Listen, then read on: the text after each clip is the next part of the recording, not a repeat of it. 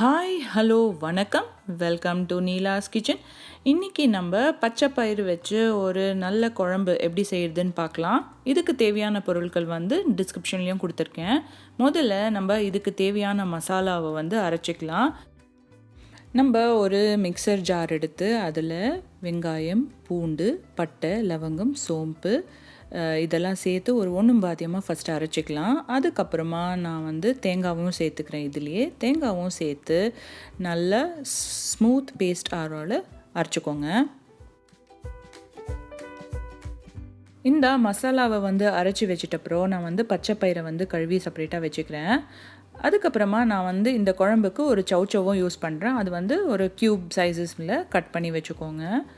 ஒரு குக்கர் எடுத்து அதில் கொஞ்சமாக எண்ணெயை விட்டுக்கலாம். எண்ணெயை காஞ்சதும் அதில் நம்ம கொஞ்சம் கடுகு, அப்புறமா சீரகம் இதுவும் சேர்த்து நல்லா பொரிக்க விடுங்க. இது பொரிஞ்சதும் அதுலேயே நம்ம கருவேப்பிலையும் சேர்த்துக்கலாம். அதுக்கப்புறமா நம்ம ஒரு பெரிய சைஸ் டொமேட்டோவை ஃபைன்லி சாப்டு போட்டு நல்லா வதக்குங்க. இதுக்கு ஒரு அளவுக்கு வதங்கிட்டப்புறம் நம்ம கட் பண்ணி வச்சுருக்க சௌ பீசஸையும் சேர்த்து நல்லா வதக்குங்க. அது ஒரு 2 to 3 மினிட்ஸ் அளவு வதங்கட்டும்.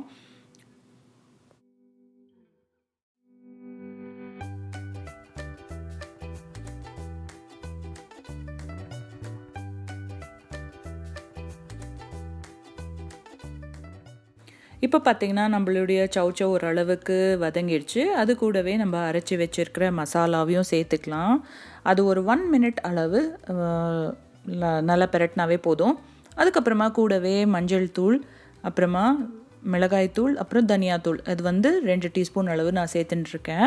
ஈக்குவல் போர்ஷனாக இருக்கணும். அதுக்கப்புறமா தேவையான அளவு உப்பு சேர்த்துக்கோங்க. சேர்த்துட்டு நல்லா மிக்ஸ் பண்ணி விட்டுட்டு நம்ம கழுவி வச்சுருக்கிற பச்சை பயிரும் போட்டு தேவையான அளவு தண்ணியும் சேர்த்து நம்ம குக்கரில் ஒரு 3 விசில் வர அளவு வச்சு வேக விடுங்க.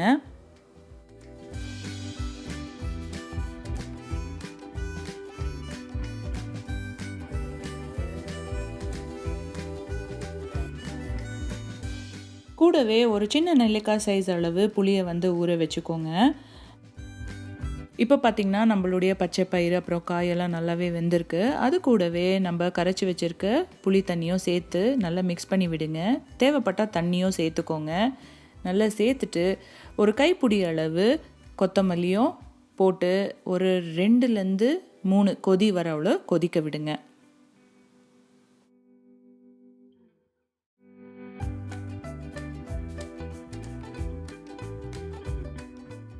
இப்போ பார்த்திங்கன்னா நம்மளுடைய பச்சை பயிறு குழம்பு ரொம்பவே நல்லா ரெடி ஆயிடுச்சு. இது கண்டிப்பாக ட்ரை பண்ணுங்கள். இந்த வீடியோ உங்களுக்கு பிடிச்சிருந்தா கண்டிப்பாக லைக் பண்ணுங்கள், ஷேர் பண்ணுங்கள், சப்ஸ்கிரைப் பண்ணுங்கள். கூடவே பெல் ஐக்கானையும் ஹிட் பண்ணுங்கள். மறக்காமல் கமெண்ட்ஸ் போடுங்க. தேங்க்யூ.